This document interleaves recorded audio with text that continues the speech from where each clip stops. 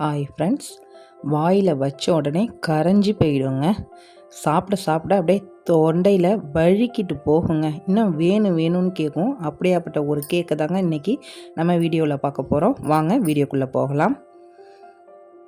ஒரு ஈரமில்லாத பவுலில் ஜல்லடை வச்சுக்கோங்க. அதில் மைதா 60 gram, cornflour 1 teaspoon, baking powder 1/2 teaspoon. நான் 1/4 டீஸ்பூனால் எடுக்கிறதால 2 தடவை எடுத்துக்கிட்டேங்க. இப்போ இதை எல்லாத்தையும் ஜலிச்சு எடுத்துக்கலாங்க. எப்போதுமே பேக்கிங் பவுடரோ சோடாவோ சேர்க்கக்குள்ள 1க்கு 2 தடவை நம்ம மாவை ஜலிச்சிக்கணும். இப்போ ஈரம் இல்லாத ஒரு மிக்சிங் பவுலில் முட்டை 2 எடுத்துருக்கேன். முட்டை ரூம் டெம்பரேச்சரில் இருக்கணும். இதில் வெள்ளைக்கரு தனியாக, மஞ்சள் கரு தனியாக பிரித்து எடுத்துக்கணுங்க. வெள்ளைக்கருவில் ஒரு துளி மஞ்சள் கரு கூட கலக்கக்கூடாது. அதை மாதிரி கலந்தால் நமக்கு முட்டை பீட் பண்ணக்குள்ளே ஃபோம் அதிகமாக வராதுங்க. அதுக்காக தான். இப்போ மஞ்சள் கரு தனியாக எடுத்து வச்சுருக்கோம் இல்லைங்களா, அதில் ஸ்வீட் ஆரஞ்சு எசன்ஸ் 1/2 டீஸ்பூன் எடுத்துக்கோங்க.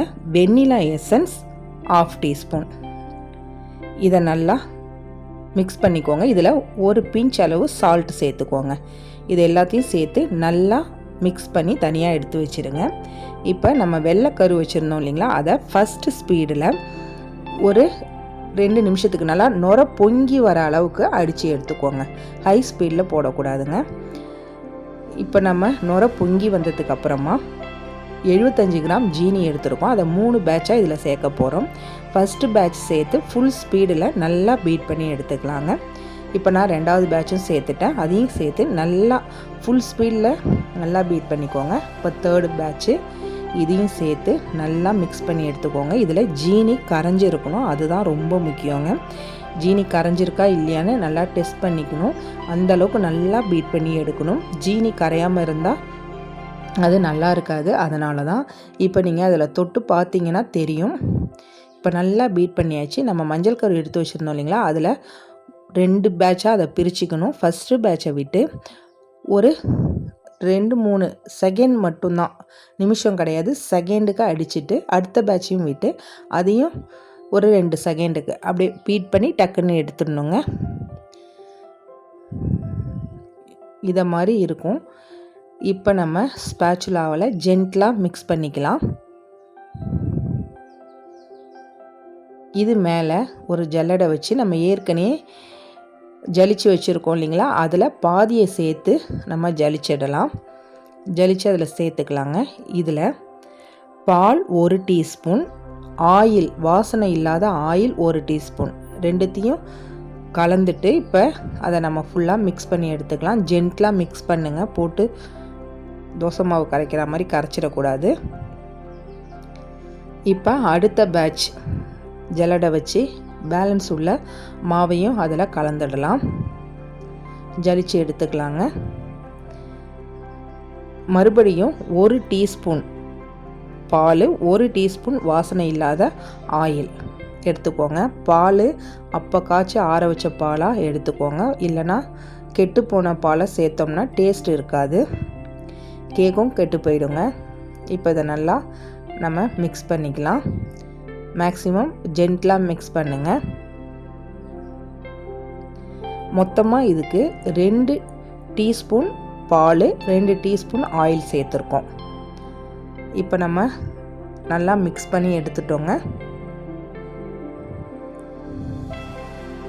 ஜென்ட்லாக மிக்ஸ் பண்ணியாச்சு. இப்போ ஆயில் ஸ்ப்ரெட் பண்ணி பட்டர் ஷீட் போட்டு வச்சுருக்க டின்னில் இந்த பேட்டரை சேர்த்துட்றேன். 10 நிமிஷம் 180 டிகிரி ப்ரீஹீட் பண்ண அவனில் 25 நிமிஷம் 180 டிகிரிக்கு இதை பேக் பண்ணி எடுத்துக்கலாம். மாவை சேர்த்து ஸ்ப்ரெட் பண்ணிவிட்டு அதை ஒரு 2 டேப் பண்ணிவிட்டு அதுக்கப்புறம் நம்ம பேக் பண்ணணும். நம்மளோட கேக் எவ்வளோ சூப்பராக வந்திருக்கு பாருங்கள். இந்த கேக் ஆறட்டும். அதுக்குள்ளே நம்ம ஹனி சிரப் ரெடி பண்ணிட்டு வந்துடலாம். 1/4 கப் தேன், 1/4 கப்புக்கு கொஞ்சம் கூட தண்ணி சேர்த்துக்கோங்க. இதை நல்லா மிக்ஸ் பண்ணிவிட்டு ஸ்டவ்வை ஆன் பண்ணி அதில் வச்சு ஒரு கொதிக்க வச்சு எடுத்துக்கலாங்க. தேனும் தண்ணியும் நல்லா மிக்ஸ் ஆகி நமக்கு ஒரு ஹனி சிரப் ரெடி ஆகிடும். நம்ம ஹனி சிரப் ரெடி ஆகிட்டு இதை இப்போ நம்ம ஒரு ஓரமாக வச்சிடலாம். இன்றைக்கி லைன் கம்பெனி ஜாம் தாங்க, ஃப்ரூட் ஜாம் எடுத்துருக்கேன். இதில் உங்களுக்கு எந்த அளவுக்கு வேணுமோ அந்த அளவுக்கு எடுத்துக்கோங்க. நான் ஒரு 3 ஸ்பூன் அளவு எடுத்துருக்கேங்க. இதோட நம்ம ஹனி சிரப் ரெடி பண்ணி வச்சுருக்கோம் இல்லைங்களா, அதை ஒரு 2 ஸ்பூன் அளவு இதில் சேர்த்துடலாம். சேர்த்துட்டு நல்லா மிக்ஸ் பண்ணிவிடுங்க. இதை நல்லா ஒன்றா மிக்ஸ் பண்ணிவிட்டு செத்த நேரம் ஸ்டவ்வில் வச்சு நம்ம மிக்ஸ் பண்ணி எடுக்கணுங்க. அப்போ தான் அந்த தண்ணியோட அந்த ஜாம் நல்லா மிக்ஸ் ஆகி ஒன்றாகி கிடைக்கும் நமக்கு. இதை மாதிரி இருக்குங்க. இது இப்போ தண்ணியாக இருக்குன்னு நினச்சிக்காதீங்க. இது ஆறினோடனே கொஞ்சம் கெட்டிப்பட்டுடும். இப்போ நம்மளோட சிரப்பும் ஆறிட்டு, இப்போ நம்ம நல்லா ரெண்டுமே நல்லா ஆறினதுக்கு அப்புறம் தான் நம்ம கேக்கில் சேர்க்கணும். இப்போ கேக்கை நான் டீமோல்ட் பண்ணிட்டேன். எவ்வளோ சூப்பராக இருக்குது பாருங்கள். அவ்வளோ ஒரு ஸ்பாஞ்சாக இருக்கும், செம்ம டேஸ்ட் இருக்குங்க. இதை நம்ம சிரப் ரெடி பண்ணி வச்சுருக்கோம் பாருங்கள், ஹனி சிரப், அதை வந்து கேக் ஃபுல்லாக எங்கே பார்த்தாலும் கரெக்டாக ஸ்ப்ரெட் ஆகிற மாதிரி அதில் ஊற்றி ஸ்ப்ரெட் பண்ணி எடுத்துப்போம்.